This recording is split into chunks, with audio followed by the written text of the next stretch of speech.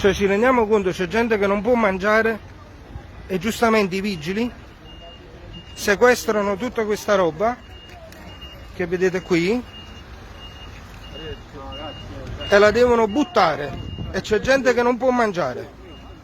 Cioè ci rendiamo conto, qui c'è il camion dell'immondizia e viene buttato tutto e c'è gente che non può mangiare.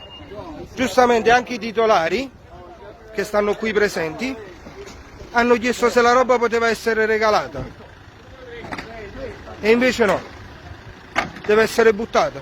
Rendetevi conto, questa è merce comprata, regolarmente fatturata, non c'è nulla di nero qui, tutta questa roba viene buttata perché non può essere regalata. Siamo nello schifo, siamo nello schifo, siamo nello schifo più completo. Giustamente la polizia municipale ci dice che non possono regalarlo perché la merce va distrutta.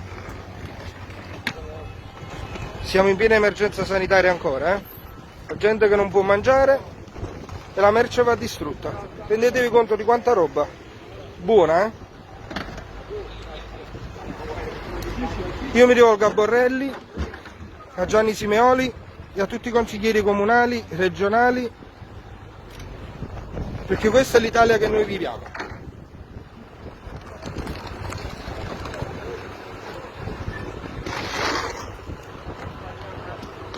Se volete vi faccio anche un'intervista ai proprietari.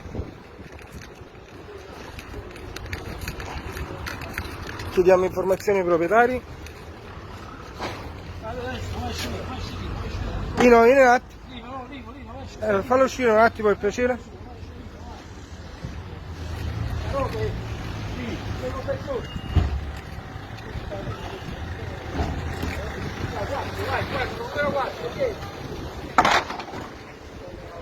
Facciamo anche una fotografia al verbale dopo,